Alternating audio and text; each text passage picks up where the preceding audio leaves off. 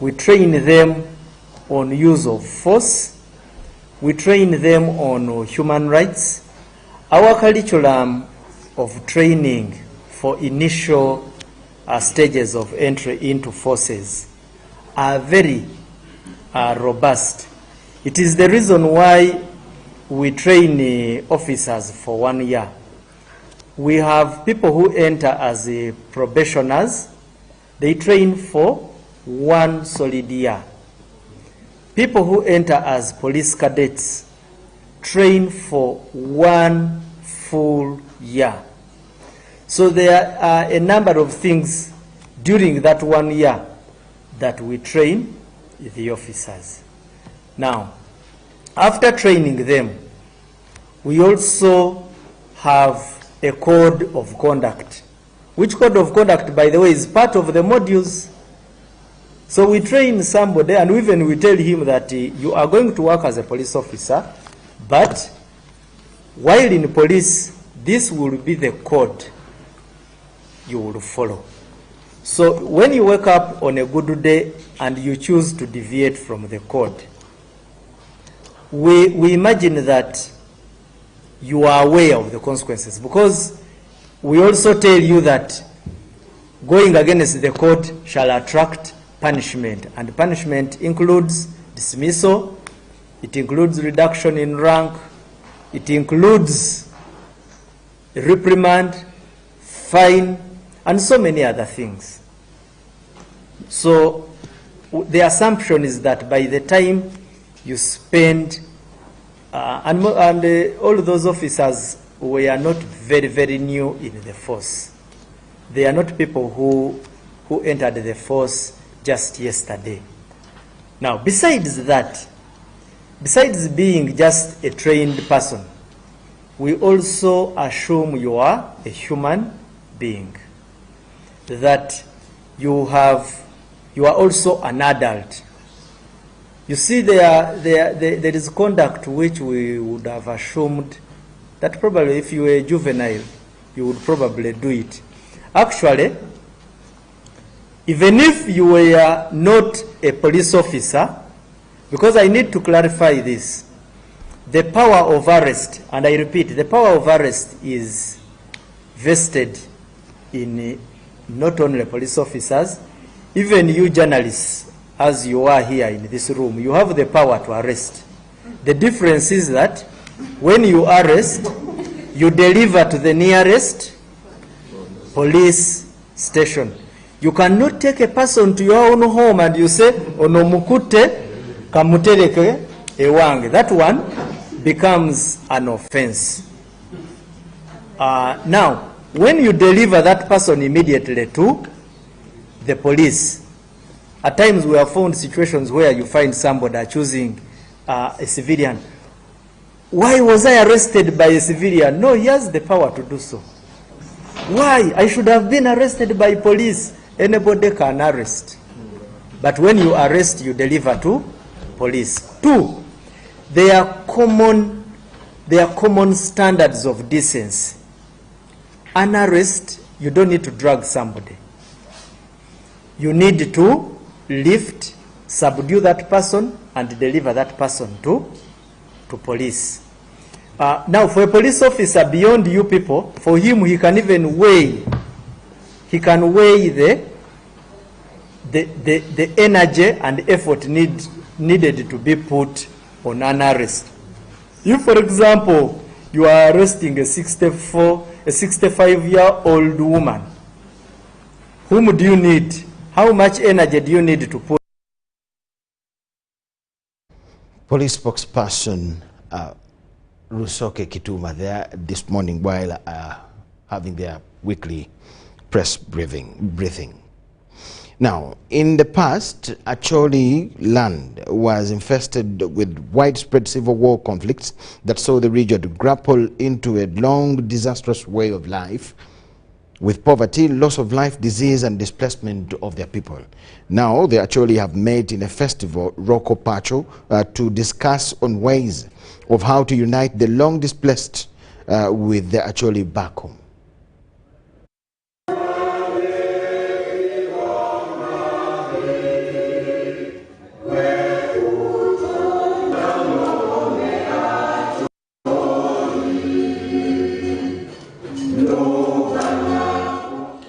addressed by dignitaries from the north, Ambassador Olara Otono, Deputy Commissioner General of Prison Samuel Akena, Deputy Inspector General of Police James Ochaya, among others. The festival centered on the revival of the Acholi culture through discovering new ways of community improvement and economic empowerment.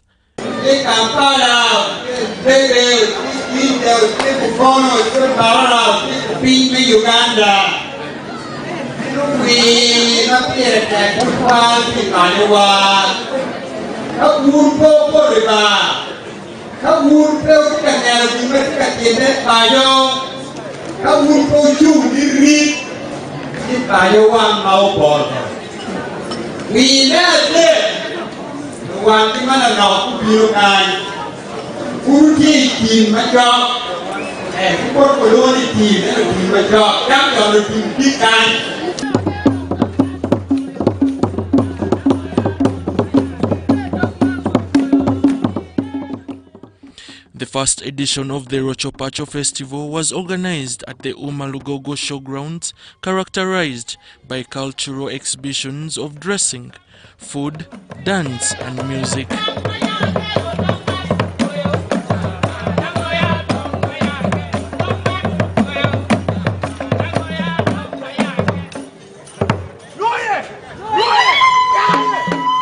The Roo Pacho Acholi Festival is meant to bring together all Acholi in the Kampala metropolitan area in a bid to divulge cultural issues. Komagum Rogers, Pico de Parish, for UBC.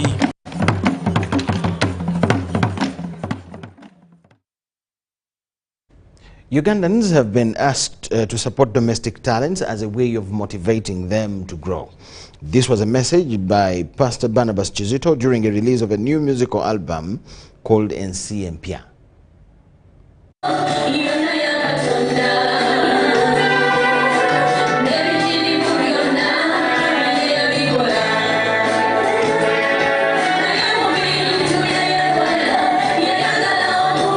I want to thank God today for the album launch. He has enabled us to unveil, has enabled us to launch, and we want to thank all the people who have come in to support this noble cause. Thank you very much. We want to encourage everybody who is outside there. Though your beginning may be so as humble as it might be, but with God all things are possible. We never started like this, but we have seen God moving us through thin and thick, and today we are where we are. Because we have been able to launch our very first album as Life Mass Choir from Jesus Saves Life Church, led by Pastor Barnabas and Ma'am Evelyn Chisito. We are so glad for the Lord has enabled us. For 9 months we have been struggling to make this launch, but we have been failing. But this time around, I came up, I stood, I told my fellow members that no, we are going to do it. Surely we have organized, in fact we have organized for this launch only 3 months. My name is Trina Habat. I've been in the gospel industry for 18 years. When I see this, my heart is overjoyed. I am grateful. I want to thank everybody that came to support this band. It's a choir singing music of life. Christ is life. Thank you so much for supporting gospel music.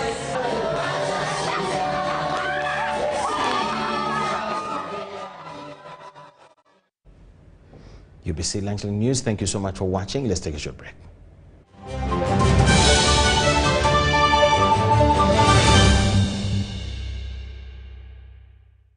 There is only one rule you must follow in order to be a winner. Number 1, defeat the undefeatable. You, step forward. I want you to box the air until it falls down. I'm not seeing it falling in. You see it falling in. Box, winning is hard, but with MTN Momo, it's easy. Simply pay or shop with Momo for a chance to win mobile money every day. Use the Momo app or dial *165*3#.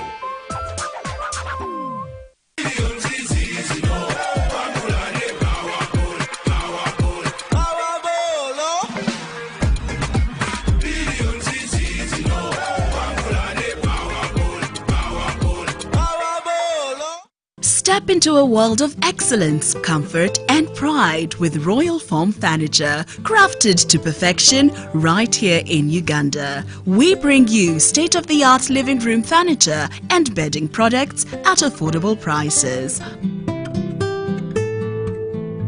Our wide variety of mattresses include orthopedic, pillow top, spring mattresses suitable for institutions like hotels and many others for home comfort. With every piece telling a story of royal excellence, our products are built with the highest quality materials made to last. Experience royalty with Royal Form Furniture, proudly made in Uganda, so buy Uganda and build Uganda.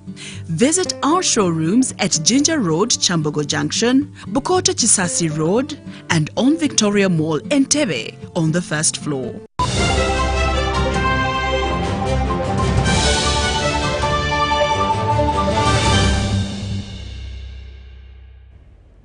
UBC Lunchtime News. 50 youth innovators from across the country have competed for $3,000 cash prize in a social equity program dubbed Afrinnovate Youth Challenge.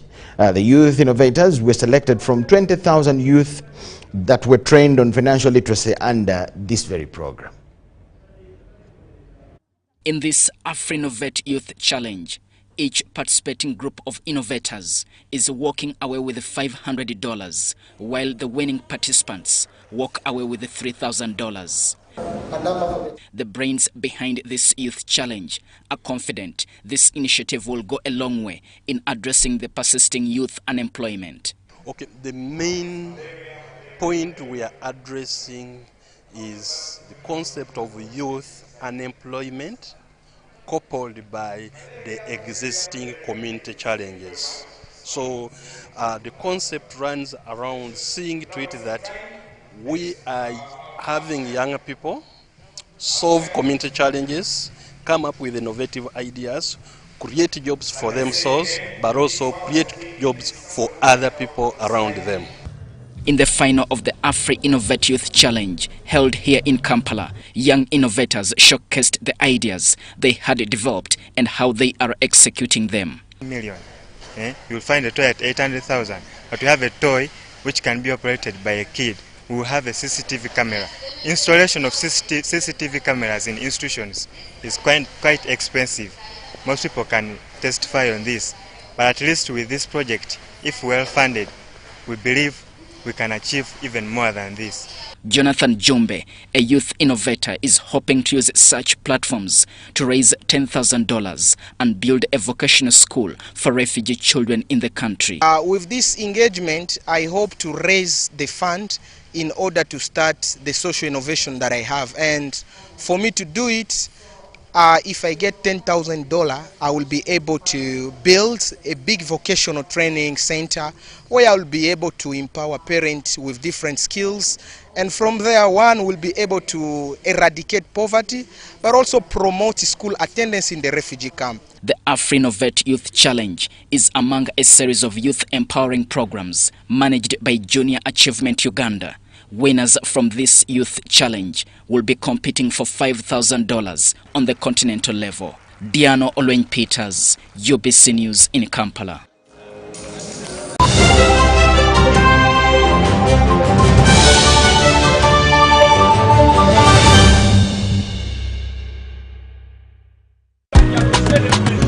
You used to tell me that I don't make you happy. All that time you would be complaining. I'll call you every day, yeah yo, baby dondolo. You can now get all the Chibuzi out with MTN voice bundles. Call all networks, Kubei Dondoro. Buy a 25-minute voice bundle for only 1,000 or buy any daily voice bundle of your choice. Dial *100 *21# and select daily or use the My MTN app. When we talk together, we are unstoppable.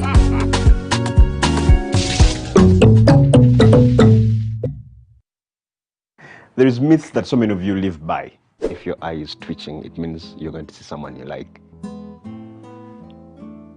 If it shines and rains at the same time, it means a leopard is giving birth. If your hand is itching, it means you're going to get money. If you see an owl, it means somebody's gonna die. If you hear of a disease outbreak, just know it is in a village district at the border next to some suspicious country. You will want to scratch that last myth. Because Mpox is in 19 districts and Kampala is among with dozens of cases, please stop going around checking anyone's hand. Mpox kills. Protect your loved ones.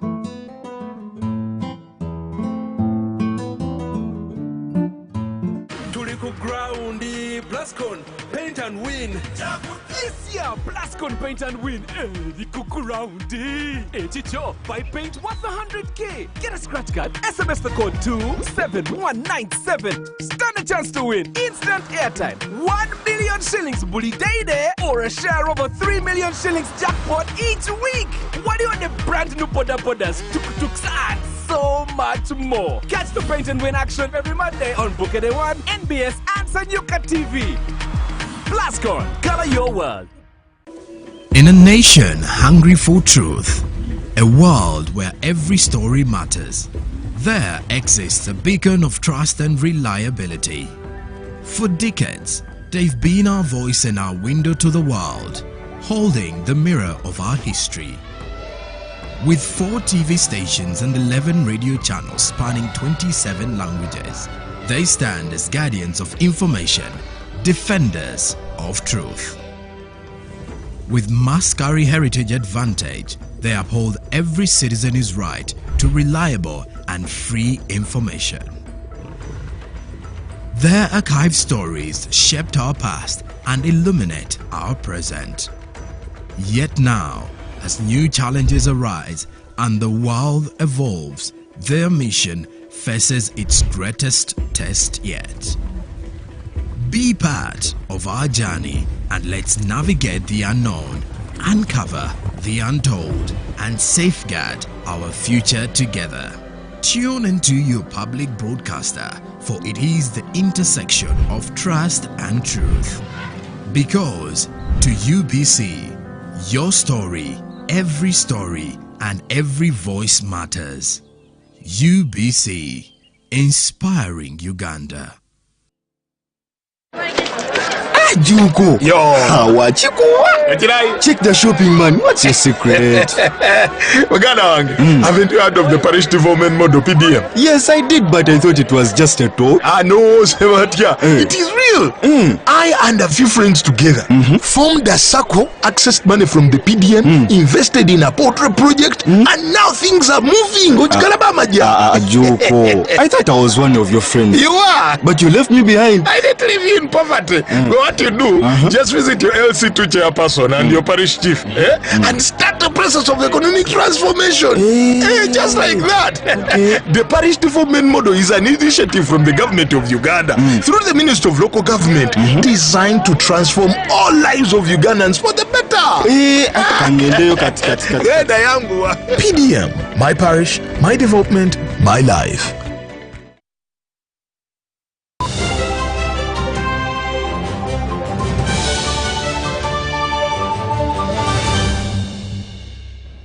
Thank you so much for watching UBC Lunchtime News. We come to the end, but we'll end with something pertinent, a brief discussion.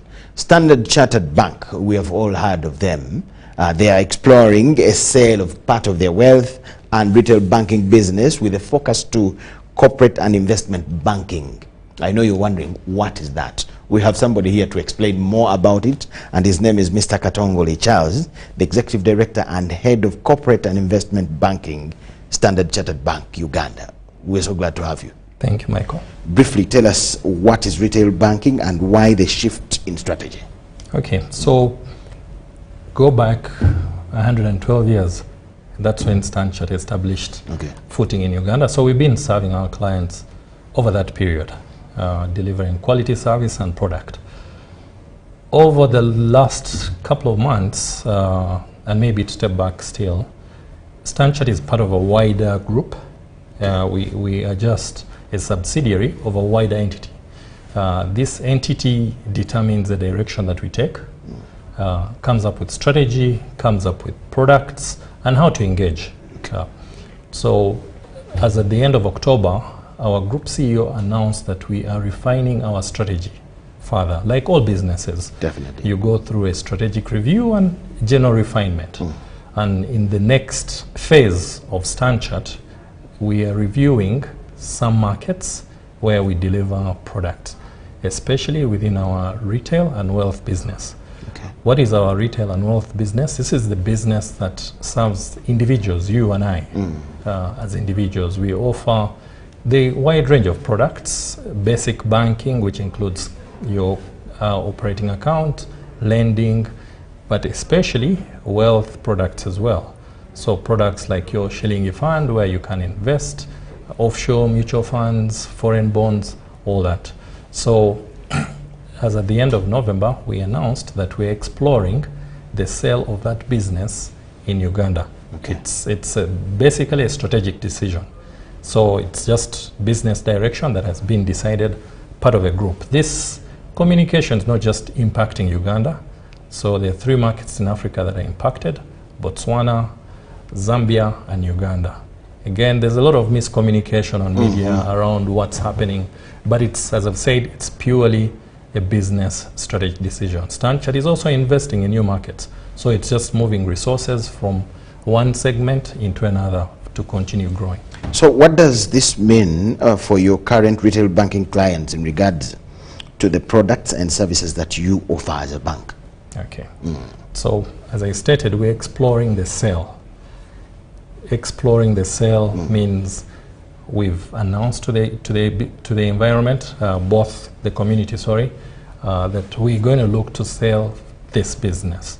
What does that mean as an individual banker, myself included? That means that the bank now goes into the process of looking for a buyer, a suitable buyer.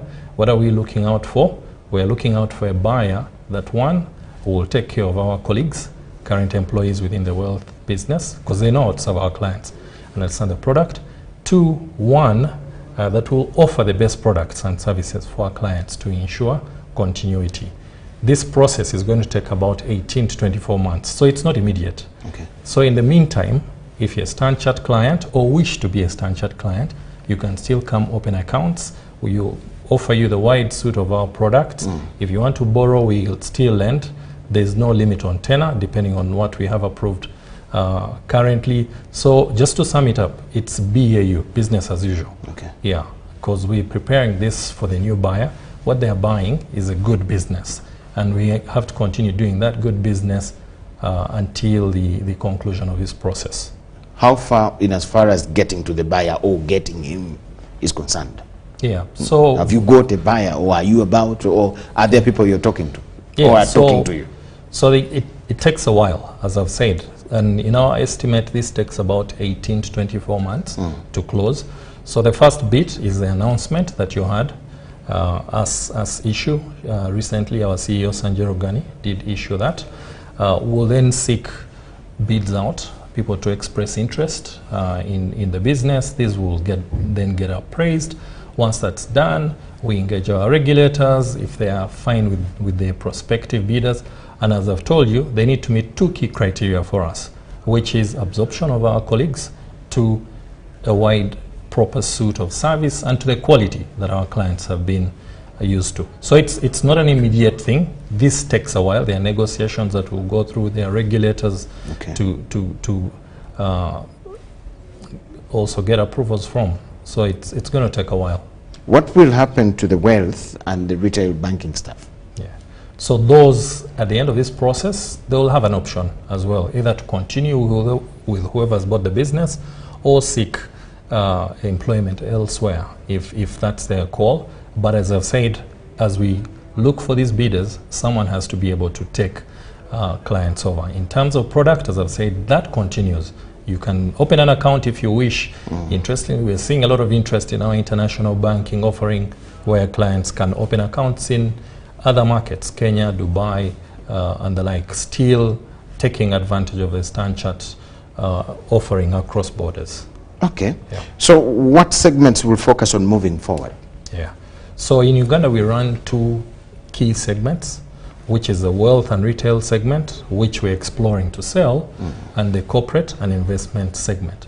So the retail, as I've said, serves me and you as individuals and smaller businesses. The corporate serves the larger multinationals. Bankers. Yeah, so your likes of MTN, Cork, think UBC, and a lot of those. So the focus is going to remain on that side, the corporate and investment banking bit. So still offering cross-border banking, risk mitigation products, funding, cash management solutions. We have one of the best-in-class cash management solutions in this market. So we'll continue to offer that advisory to our clients as well. So you still get the best of Stanchart, but on a more smaller corporate investment banking segment. But again, I emphasize, we are not closing the retail business. We're exploring it sale, which means even in the next 2 years, you can still enjoy the entire services. Yeah. Any key takeouts? Yeah, I think the messaging for us is one, there's a lot of information out there. A lot of it is not right. Yeah, so there's a lot of misleading information. People have their motivations for doing what they do. What we ask the public and also the wider community is come to the right source. Speak to your Stanchart RM. Reach out to our comms team. They'll give you the right source and the right information. But then most importantly, what's in it for you? You still have access to one of the premium banking products in this market. And you can still access that for the next 2 years from a retail perspective.